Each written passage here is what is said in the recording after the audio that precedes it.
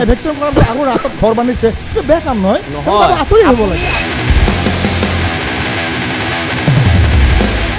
বাংলাদেশত যাব দিয়ক বাংলাদেশৰ পৰা আহিছে আপুনি যদি আহিছে তাত যাব দিয়ক না শুনক বাংলাদেশৰ পৰা আপুনি দেখা পাইছে আপুনি ক'লে নহ'ব নহয় সেই মানুহখিনি থকাৰ ব্যৱস্থা কৰি দিব লাগিব চৰকাৰে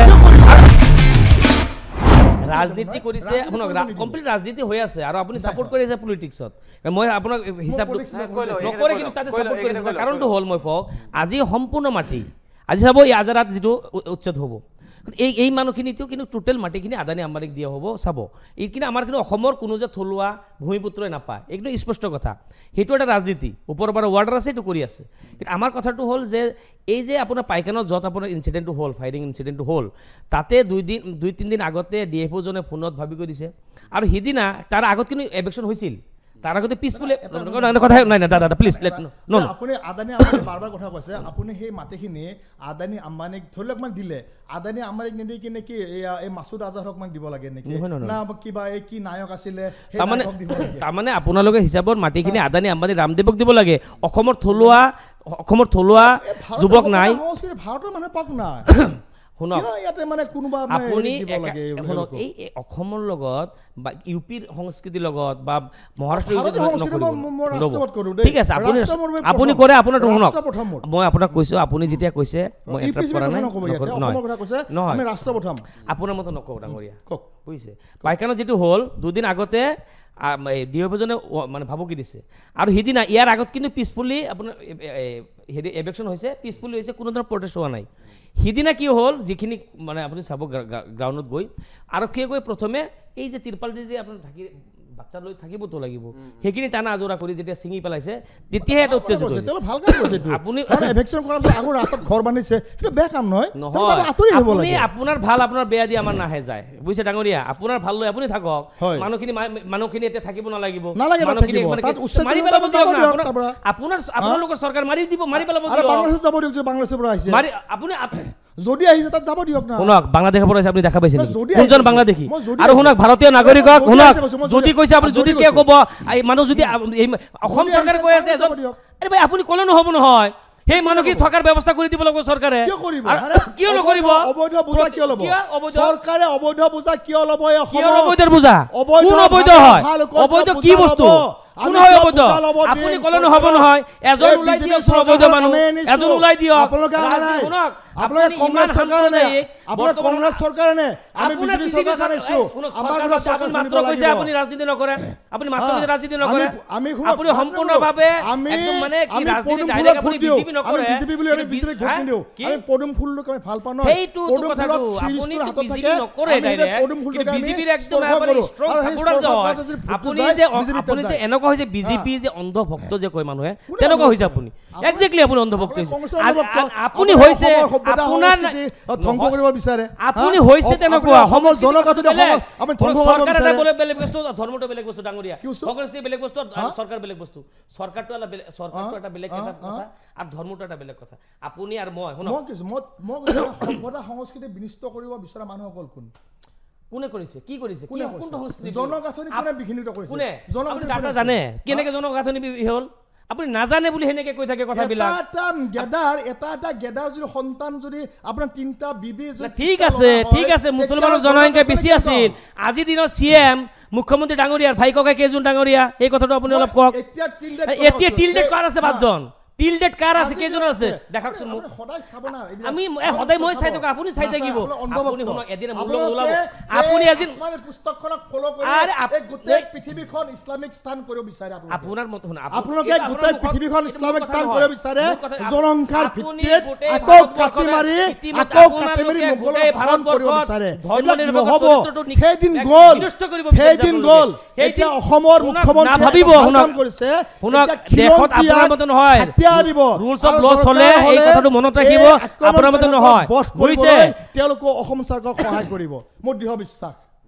নুৰুল ইছলাম ডাঙৰীয়া শুনক আপুনি শুনক আপোনাৰ মতে আমি কথা নকওঁ আৰু আপুনি কোৱাটো ল হৈ নাযায় আৰু এজ পাৰ ল যিটো ৰুলছ অফ লত চলে আপোনাৰ মতে নচলিব জনতাই যদি কয় জনতা নহয় নেকি যদি ভাৰতৰ সংবিধান যদি মানে এমেণ্ডমেণ্ট কৰিব লাগে নিশ্চয় চৰকাৰ আৰু প্ৰশাসনে ইয়াৰ বিহিত ব্যৱস্থা ল'ব ভাৰতীয় সংবিধানখন বহুত এনেকুৱা ঠিক আছে আপুনি কৰিব দিয়ক সংশোধন হ'ব লাগে সংশোধন কৰিব দিয়ক আগত সংশোধন হ'ব লাগে মানুহক মাৰিছে মানুহক বেয়া পায় আপুনি কি মই মানুহৰ কৰ্মক বেয়া পাওঁ মই কৰ্মক বেয়া পাওঁ কোনটো কৰ্ম বেয়া কৰিছে যি মানুহে বেয়া কৰ্ম কৰে সেই মই কৰ্মক বেয়া পাওঁ সেই মানুহ যদি হিন্দু হয় মই তাকো মই বেয়া পাম যদি কোনোবা ইছলাম হয় মই তাকো মই বেয়া পাম প্ৰতিটো কথা আপুনি জাষ্ট কথাবিলাক কেনেকৈ কৈছে জানে ক'ব লাগে বুলি কৈ আছে আপুনি যদি হিন্দু হয় সি তাৰ যদি কৰ্ম বেয়া মই তাকো বেয়া পাম বাস যদি কয় মুছলমান হয় তাৰ যদি কৰ্ম বেয়া মই তাকো বেয়া পাম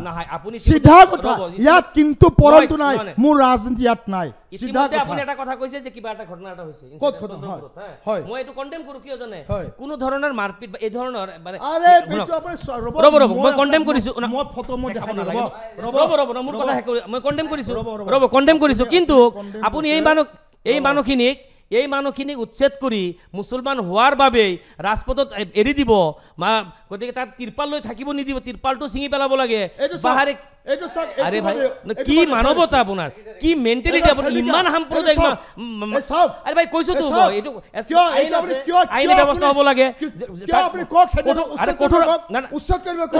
উচ্ছেদ কৰিব অবৈধভাৱে হল কৰি আছে চৰকাৰী ভূমি দখল কৰি উচ্ছেদ কৰিব আপোনাৰ ল'ৰা কওক আপুনি কক এই মঞ্চৰ কক আপোনাৰ ল'ৰাক জেলত নিদিয়ে আপুনি ক্ৰাইম কৰিলে আপোনাৰ ল'ৰাক জেলত নিদিয়ে আপোনাক দিব মই ক্ৰাইম কৰিলে মোৰ ল'ৰাক নিদিয়ে মোক দিব এইটো ভাৰতীয় ন্যায় ব্যৱস্থা বুজিছে আপুনি ক'লে মানুহৰ কিবা এটা হৈছে আইনে কি ব্যৱস্থা আছে ল'ব আপুনি ক'ব লগা কোন হয় আপুনি কিয় উচ্ছেদ কৰিব লগা আপোনাৰ মতে উচ্ছেদ হ'ব নেকি বিগছৰ যদি পুলি হয় যদি মানে বান্দৰ ককুৱা গছ আমি কাটি দিও নহয় বান্দৰ ককুৱা মানে কাহেৰে গলে গাবিলাক খজয় নহয় আপুনি মানুহক মানুহ হিচাপে গণ্য নকৰে আপোনাৰ কথা কি শুনিম আপোনাৰ কথা কি দাম কৰিব লাগে আপোনাৰ কথা কি শুনিব লগা আছে আপুনি মানুহক মানুহ হিচাপে নহয় পাইকানৰ যেটো উচ্ছেদ মই অন্য এটা প্ৰসংগ লৈ আহিছো আপোনাৰ কাষলৈ যাম আপুনি এইটো হেক হোৱা নাই পাইকানৰ উচ্ছেদটো আজিৰ দিনত শুনক তাতে এইটো কিন্তু মানে কন্ডেম যেটো পিটিশন ফাইল হৈছে অনাৰেবল সুপ্ৰিম কোৰ্টত নোটিছ হৈছে তাৰমানে অনাৰেবল সুপ্ৰিম কোৰ্টৰ গাইড যেটো এটা নিৰ্দেশনা আছে উচ্ছেদ কৰিলে সিহঁতক আগত ৰিহেবিলিটেশ্যন কৰিব লাগিব সংস্থাপন দিব লাগিব সেইখিনি দিয়া নাই সুপ্ৰিম কোৰ্টে কৈছে নেকি যে উচ্ছেদ কৰিলে আগত ক'ব লাগে কিন্তু তেওঁলোক অবৈধভাৱে গৈ ফৰেষ্ট লেণ্ড মানে বসতি স্থাপন কৰিব নে কৈছে নেকি ফৰেষ্ট লেণ্ড শুনক ফৰেষ্ট লেণ্ড বসতি স্থাপন কৰিব কৈছে নেকি প্ৰতিটো এৰিয়াতে আমি চাইছো হয়তোবা কোনোবাই 100 বছৰ আগত আছে শুনক আৰে আপোনালোকতো ট্ৰাইবেল বেল্ট হৈছে 1950 বছৰ হ'ল 1950 আগত তাত আছে আপুনি তাৰ পিছত বেল বুলি ক'লে নহব নহয় ডাঙৰীয়া শুনক আপুনি ৰিজাৰ্ভ বুলি ক'ব নহয় 14 বছৰ হ'ল ইছলাম মজহব আপোনাক 28 বছৰ আগত বুলি ক'ব বিচাৰে স্বাধীনতাৰ আগত হিয়ত তাত থাকি আছে কচুতুলি 1950 ট্ৰাইবেল বনাইছে তাৰ আগত কথা নকব আপুনি ক'লে হ'ব নেকি ৰিজাৰ্ভ পিছত বনাই এনেকুৱা আমি মানুহ দেখা পাইছো আমি এনেকুৱা মানুহ আমি দেখা পাইছো এনেকুৱা মানুহ আমি দেখা পাইছো কিছুমান এনেকুৱা মানুহ আমি দেখা পাইছো এই লুঙিৰ তলত সিহঁতৰ গোটেই নথিপত্ৰ থাকে আমাৰ লগত নাথাকে সেই মানুহক আমি কি বুলি ক'ব যি মানুহৰ প্ৰতিটো মুহূৰ্তত মানে আপোনাৰ হিচাপ না আমি শুনক কোনে কেনেকে চলিব আপোনাৰ মতে নচলে ডাঙৰীয়া আৰু ইমান মানে ইমান ফুল মানুহজনে বুজিব সেইটো আপুনি ক'ব নহয় আপুনি তেনেকে নকব লাগিব নকব বুলি তেনেকে সমৰ্থন কৰি থাকে আপুনি তেওঁলোকক প্ৰটেকচন দি আছে আপোনাৰ প্ৰটেকচন দি আছে আপোনাৰ প্ৰটেকচন দি আছে মেন অপৰাধী আপুনি ফৰেষ্ট ৰিজাৰ্ভ বুলি ক'লে হ'ব নেকি অপৰাধী বুজি পাইছে মই আপোনাক এটা কথা সুধিব বিচাৰিছো যে মুখ্যমন্ত্ৰী ডক্টৰ স্বাধীনতাৰ আগৰ পৰা মানুহ বসবাস কৰে তাৰ পিছত ফৰেষ্ট ৰিজাৰ্ভ বনাইছে সেই মানুহ কাৰোবাৰ আঁতৰাই দিব স্বাধীনতাৰ আগত মানে ফৰেষ্ট নাছিলে পগলা হৈছে স্বাধীনতাৰ আগত ফৰেষ্ট নাছিলে চাহাবুদ্দিনৰ বিৱৰণী পঢ়িব চাহাবুদ্দিনৰ বিৱৰণী পঢ়িব চাহাবুদ্দিন আপোনাৰ ইছলাম মজহব ধৰিছিল নহয় চাহাবুদ্দিনৰ বিৱৰণী পঢ়িব অসমৰ প্ৰকৃতিৰ বিষয়ে লিখি থৈ গৈছে স্বাধীনতাৰ পিছত ফৰেষ্ট লেণ্ড হৈছে এনে এটা ক'ব লাগে ভয়েস দিলে আপুনি নাভাবিব যুক্তি নাহে মই বুজিছো মই আমি কথা পাতিম যিকোনো খবৰৰ বাবে যোগাযোগ কৰক 7099017330 লগতে 7099017110 নম্বৰত